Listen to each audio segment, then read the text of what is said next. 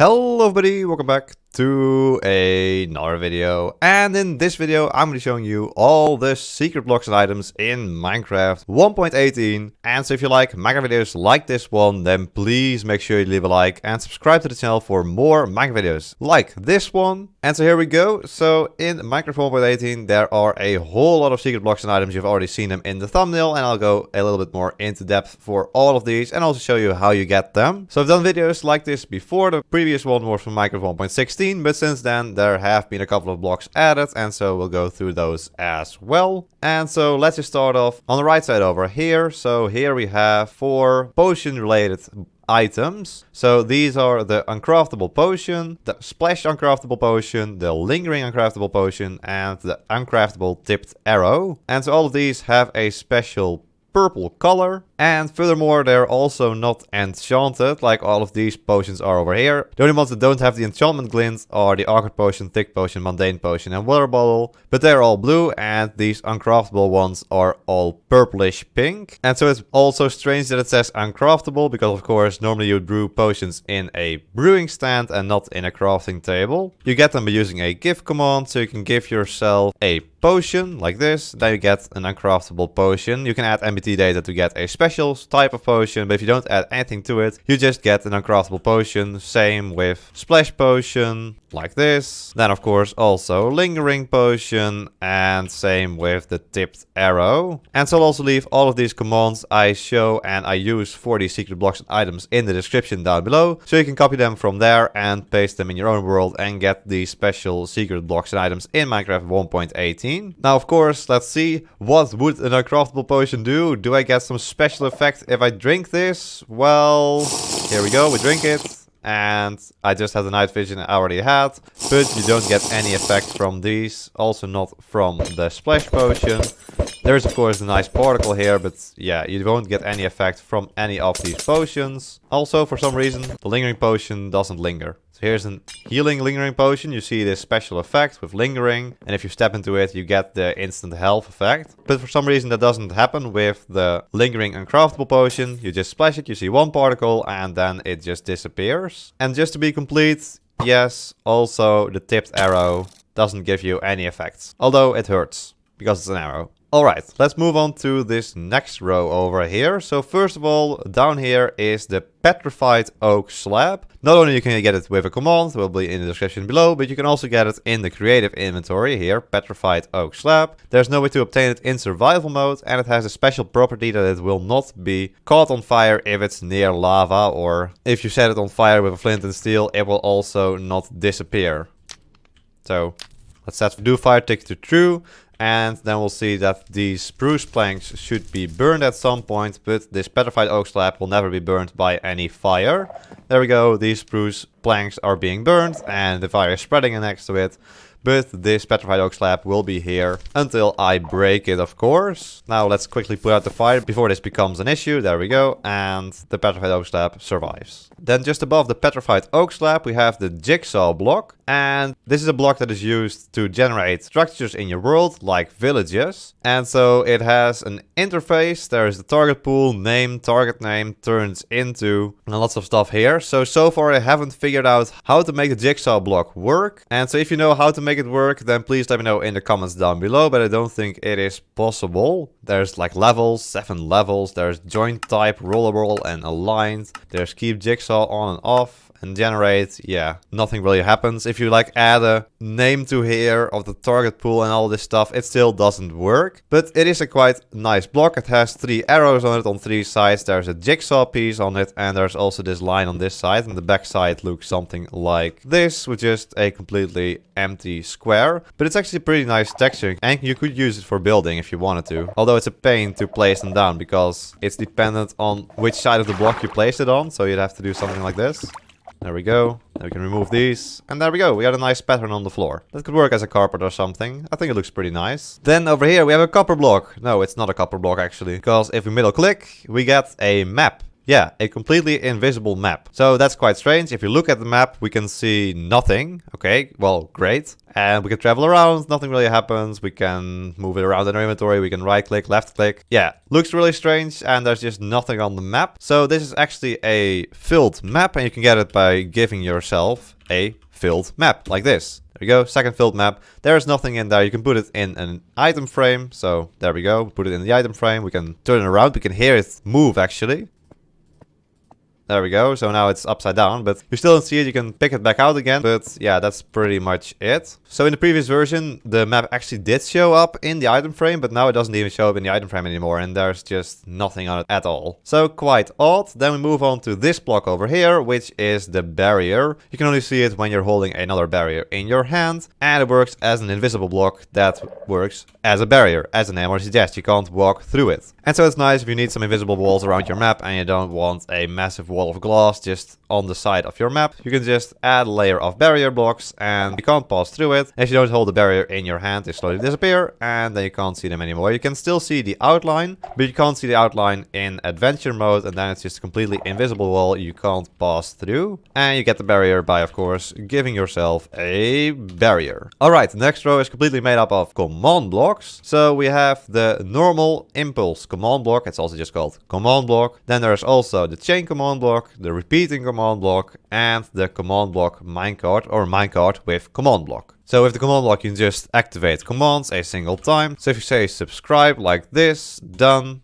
and we grab a button, of course, this command block will only activate once. Then next is the chain command block, and this will actually work in, yes, you guessed it, a chain. And so this also depends on the direction the arrow is on the command block. So now if we have a impulse command block at the start, we can add some chain command blocks behind it like this. And then we can do, for example, say start here, then say 1, 2, 3, 4, and 5 like this. Now if we activate the one at the front, there we go. As you can see, all of them activated. So we got start first, then 1, then 2, then 3, then 4, then 5. But all did activate in the same tick, as you can see. So this can be really useful if you want to activate multiple commands, but you don't want a repeater between them, so it takes longer to activate all of them. This actually activates all the command blocks in the same tick, but still in the right order as in which you place them. And then there's also the repeating command block, which, as the name suggests, will repeat the command, and so will activate the command every single tick. So if we activate it for this button press, we see that it activates a whole lot of times. Might actually activate twice per tick, since I do believe the stone button activates for 10 ticks, and there's probably like 20 chat messages here. And then finally there's the minecart with command block, which you can of course put on rails. And so this minecart with command block will only get activated once it reaches an activated activator rail. So there we go, on top of the activator rail, and it automatically executed the command that's in here once it reached an activated activator rail. Actually did it twice because it was so slow, but that could be really useful. I don't know, I've never seriously used any of these command block minecarts, but in large contraptions they might be really useful. Then next over here we have two structure blocks. So first of all there's the structure block itself, and then there is the structure void. And so if you want to know how to use structure blocks, I've made a tutorial for both Java Edition and Bedrock Edition, so go check that out. Link is in the top right hand side of your screen. But basically these can be used to save structures in your world and load them somewhere else. And in Java Edition this can actually be used to transport structures between different worlds, which is really useful. And so the structure block UI looks something like this, where you can load structures here. You can also use the corner mode to automatically detect how big the structure is, and you can use save mode over here. And in save mode, if you put any of these structure voids in your structure, that just means that if you load the structure somewhere else, it will keep the original blocks there and it won't destroy them by filling them with air. So yeah, some of the most useful blocks in the game if you want to move structures. Then here we have the spawner and the spawner minecart. I can't get them into my inventory by middle clicking, so for the spawner we can just get it from here. If you want to know how to get blocks like this into your inventory, once again, I made a video on that. Link is in the top right side of your screen. But basically what you want to do is just give yourself a spawner. Of course, if I missed any of the blocks so far, it's basically what you expect it to be. And otherwise, as I said,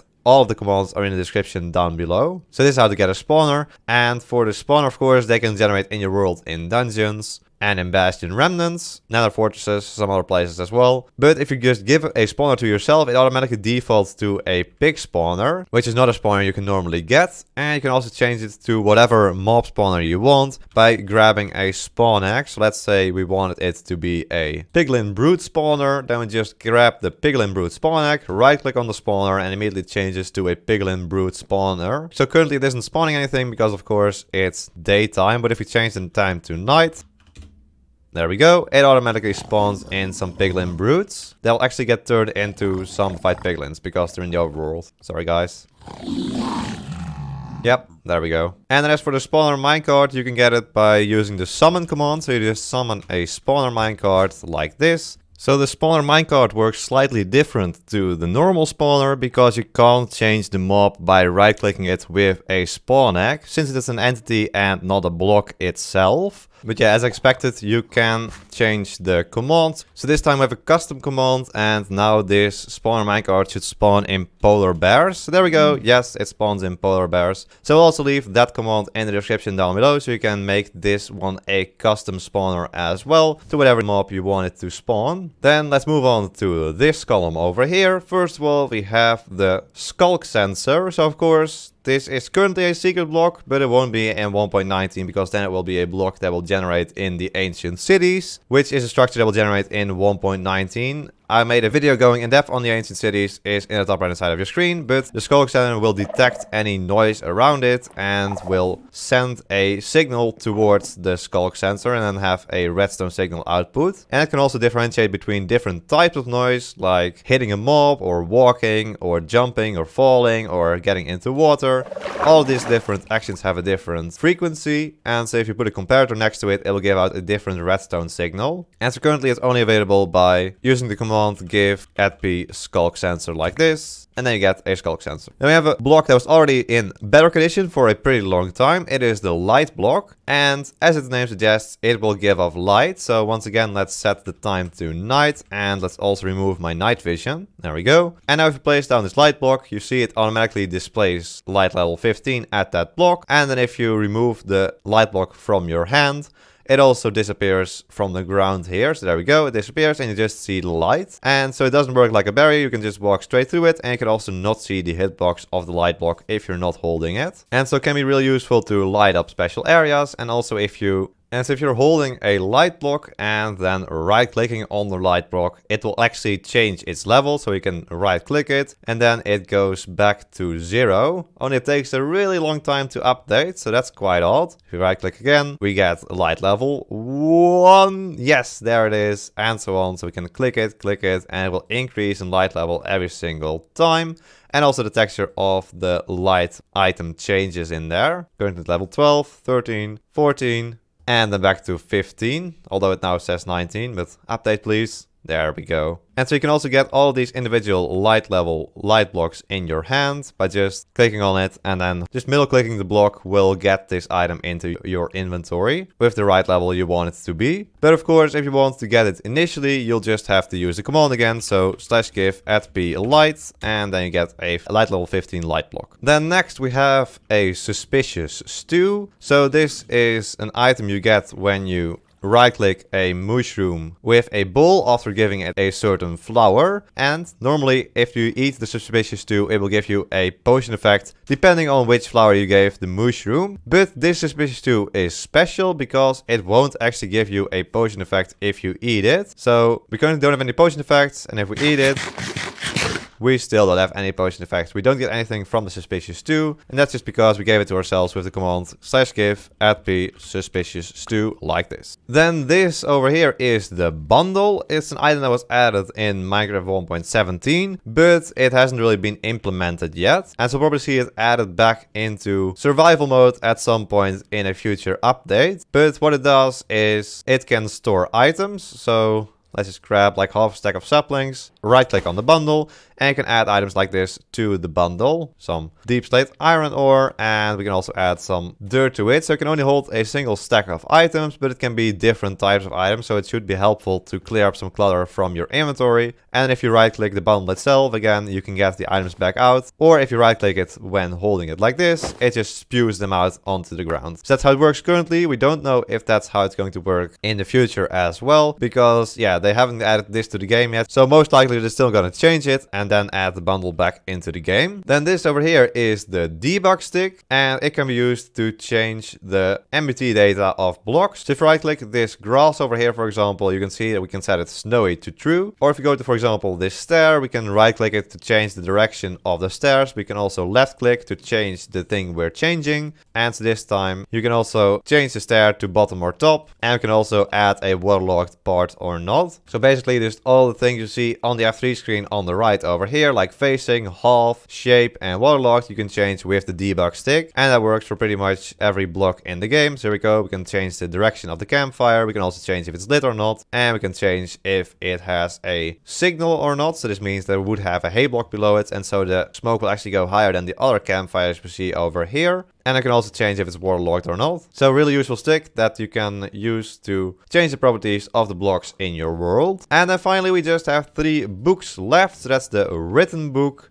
the knowledge book, and the enchanted book. So the written book is, as it says, a written book. If we open it, it just says invalid book tag. And so you get this item by using /give @p written book. Not writable book, written book, like this, and then you get this item. Of course, normally if you get a book in Quill, you can write something in it and then make it a written book, but then it has your text in it. In this case, it just has invalid book tag in red in it already. Then this over here is the knowledge book, and it's actually the book you see either in your inventory or in the crafting table for the recipes. And so here we can see that it's not actually exactly the same item. It looks a little strange here, but you can actually get it into your inventory and use it to gain recipes. So it's a pretty cool item. And then finally there's the enchanted book, which is just an enchanted book without any enchantments. Yeah, useful. And so if we try to apply this enchanted book, we see that it doesn't work. And it doesn't work with any item in the game. So yeah, just completely useless, but still pretty cool to have. And so there we go. Those are all the secret blocks and items you can get in Minecraft 1.18. I hope you enjoyed this video, and if you did, then please make sure you leave a like and subscribe to the channel for more Minecraft videos like this one. As I said, commands to all of these different secret blocks and items are in the description down below. So go and try this out and look at these items for yourself in the game. Then I want to thank my tier 3 member, this Mikkelar. Thank you so much for becoming a tier 3 member. If you also want to become a member, click the blue join button below the video to check out the different tiers. But there we go. I hope you all enjoyed this video. I hope so in the next one.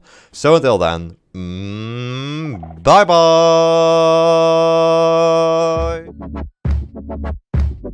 bye.